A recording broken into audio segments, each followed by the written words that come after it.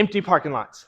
The best place for beginners to skateboard outside of maybe a skate park. As Britney Spears would say, oops, I did it again. I filmed with my microphone off for a little bit, but luckily it was only like 5 minutes and it was all warm up. So for my warm up, I'm gonna try to do some ollies, nollies, all the basics. Ooh, good ollie. And we're gonna talk about what I would argue is one of, if not the best place for beginners to skateboard.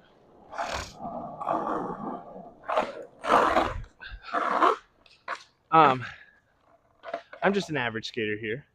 Obviously, the single best place a beginner can go to skateboard would be the skate park, right? The best advantage a skate park has is being able to be in the community, to talk to people, to get tips and advice from people. My fakie is feeling better. It's feeling pretty good. And then watch this.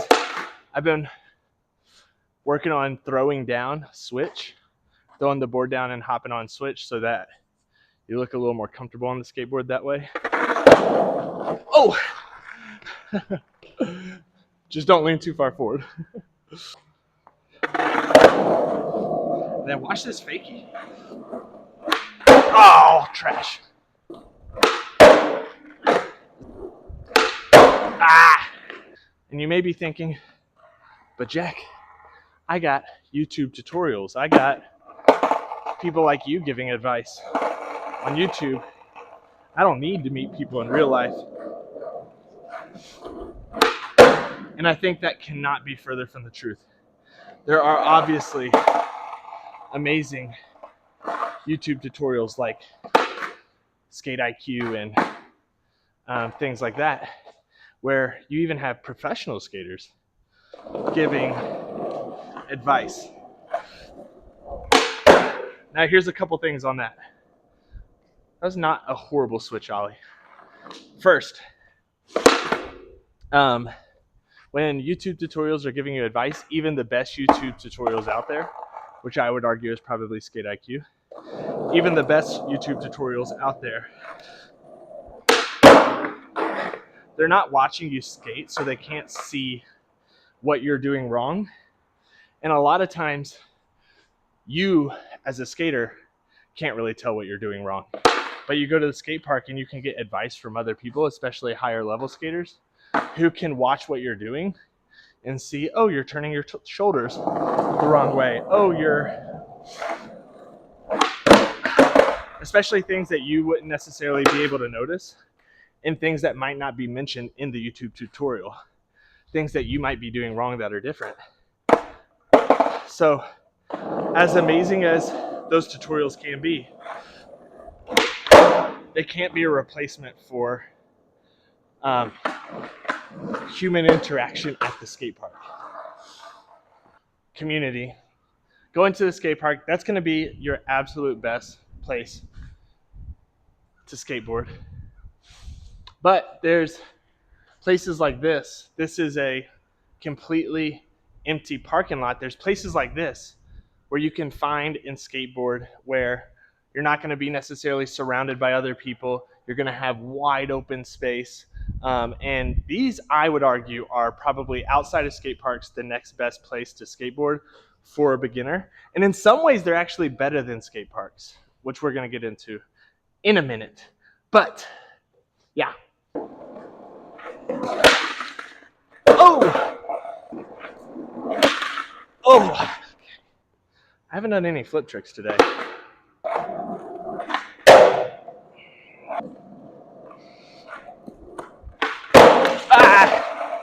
I should mention, I lived in New York City for a while, in Brooklyn. There was no such thing as an empty parking lot in New York City. So what I'm saying right now does not apply to everybody. If you live in a massive metropolis like New York City, finding some empty, flat concrete is challenging. But in smaller cities, like every other city I've lived in, it's going to be a lot easier to find empty parking lots. Oh, switch. All right, let's talk about the advantages of finding an empty parking lot like this to skateboard. First off, because it has the single best obstacle for people learning to skate, in my opinion, and the best obstacle for old dudes to skate, which is a curb. The reason being, if you fall while you're on the curb, I did take a pretty, in one of my recent videos, took a pretty mean slam on this curb right here. But for the most part, if you're skating a curb, your falls are going to be fairly limited. You're not going to have the most crazy falls in the world. So that's one huge advantage of skating curbs. It's also learning an ollie is a trick that takes a long time to learn, but you can skate curbs and do actual tricks without an ollie. The one that I do all the time, obviously no slides, love them. They're fun, but even before a no slide, you can learn a no stall. You can learn tricks like that. You can learn a variety of things, and then you can also get the practical skill, which I'll do right now, which is ollieing up a curb, and then going down the other side. So, such a practical skill for skateboarding. You can learn that in most parking lots because most parking lots have a curb.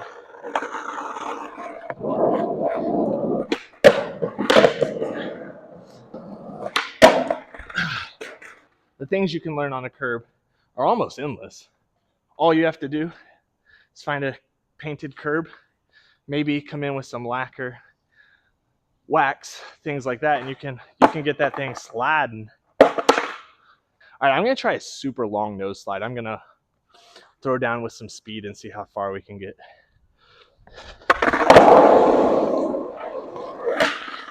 Oh, that was kind of fun.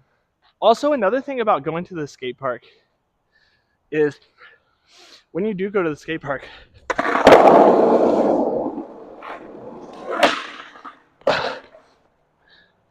there is a big etiquette to the skate park, and part of that etiquette is waiting your turn. And a lot of you learning how to skateboard, at least watching my channel, are a little bit older. A lot of you are maybe in your 30s like me, and you don't have all the time in the world. You don't have 3 hours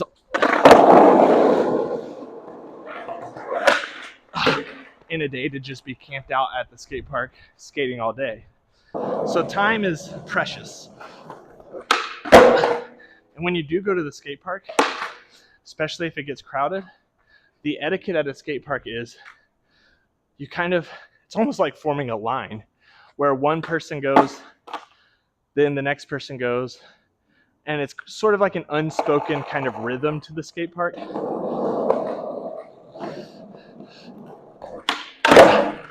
And for beginners, this can be really challenging. For me, as an average skater, this can actually be pretty challenging, and here's why.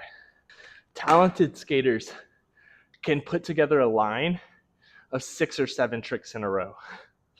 Those lines end up taking 20 to 30 seconds, which doesn't sound like a crazy amount of time, but 20 to 30 seconds, maybe even up to a minute-long line that someone is doing at the skate park.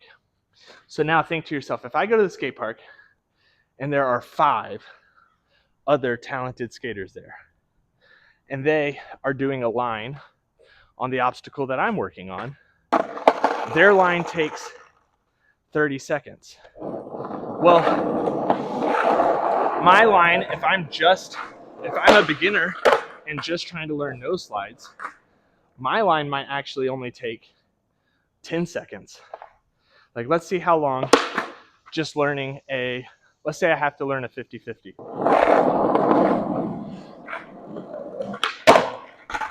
And I messed up. My line is done. Okay, well now the next 5 talented skaters all go. Each of their lines takes 30 seconds to a minute. The next time I get to try that 50-50 is literally going to be 4 to 5 minutes from now. Which is why I always advocate for people to go to the skate park. Ooh, I haven't done a 180 yet. It's the main reason why I advocate for people to go to the skate park early in the morning, 7 a.m., those sorts of things. Let's do a 180.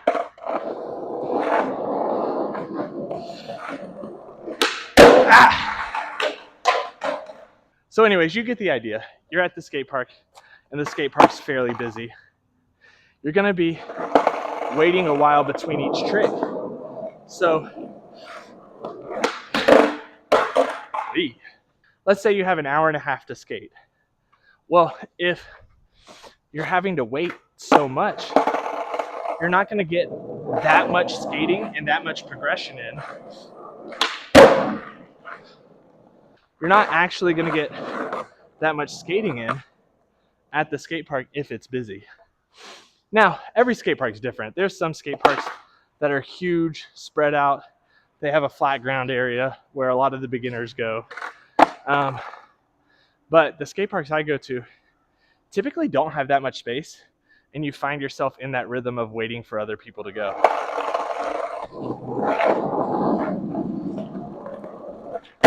Oh my gosh. So I did take that slam doing the 50-50 the other day.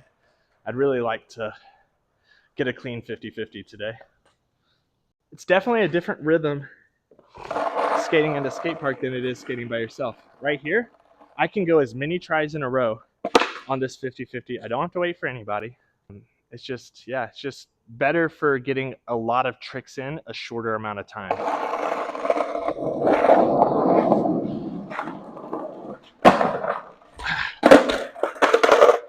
Here's the downside of skating in parking lots by yourself. If you fall and get injured, you're by yourself for the most part.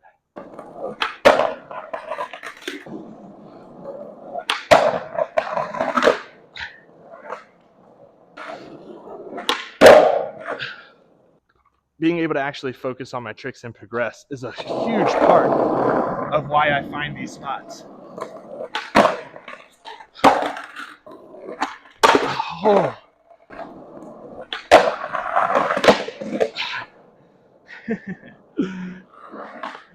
That was something.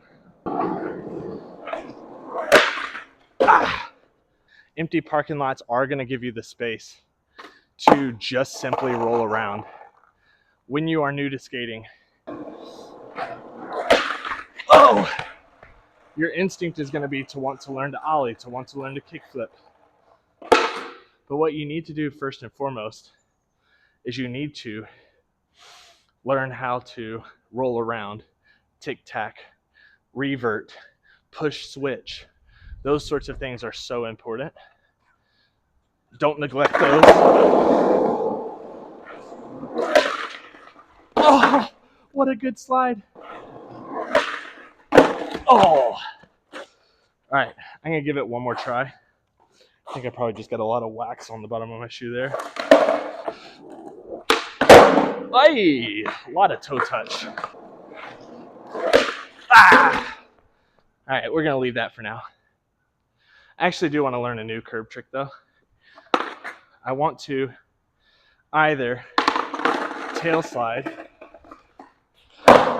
or front nose slide. When you're learning a trick like a nose slide, it's really good to start off skating perpendicular to the curb. Lock in like that.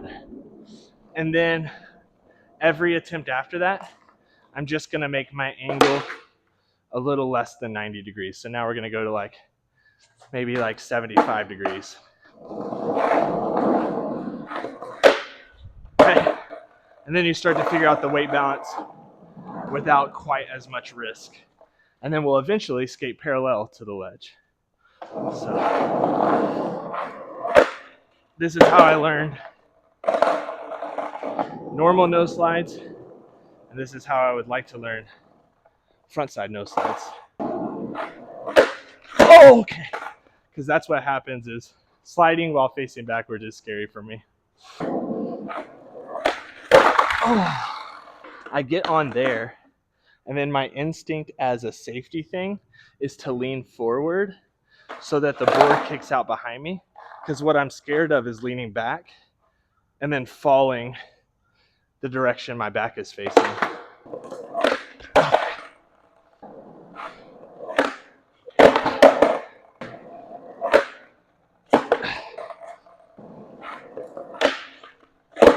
Oh, okay.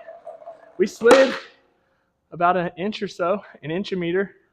Maybe you can see what's happening with my front side nose slide a little bit better, and you can get a little glimpse of my Maserati in the background right there. Are there any other types of places that you think learning to skate is better than an empty parking lot like this? I mean, strip malls like this exist all over America. New York, where I lived, it'd be hard to find this much space. And if you did have a curb spot this good, there'd be 1,000 skaters at it.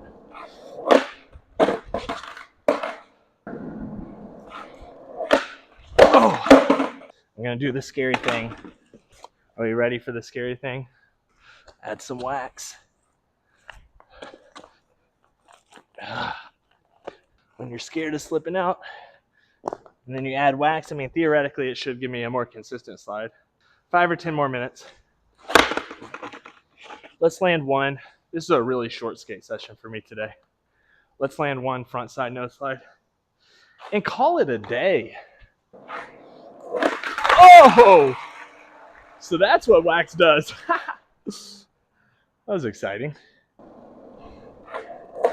And then that time didn't slide at all.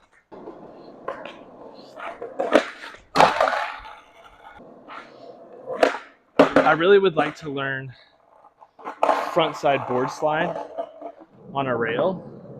And I do think if I get good at this right here, then I think that would help.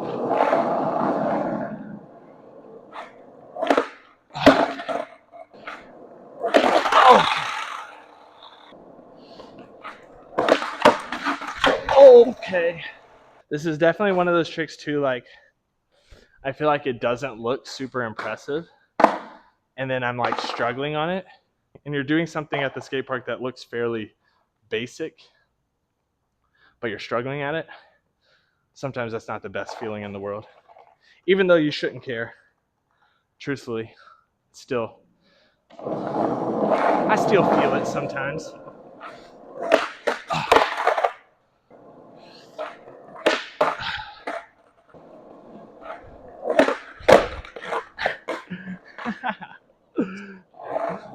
Now, that might not have shown up on camera, but it slid exactly 1 inch. It scooted. That was so funny.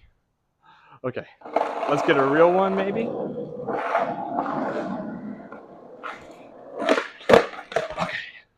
Okay. It makes sense.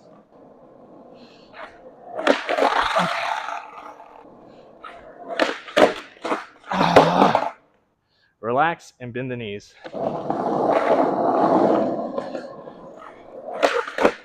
Oh no! Okay, we gotta give it one more try because that was actually decent. Oh! We had a better slide there. All right. Come on. Come on. All right, last one for reals, for reals. I landed a couple sketchy ones, and I'm gonna take those sketchy ones if I don't get one right here. Oh. Okay, we're gonna call it a day. Thank you so much for watching.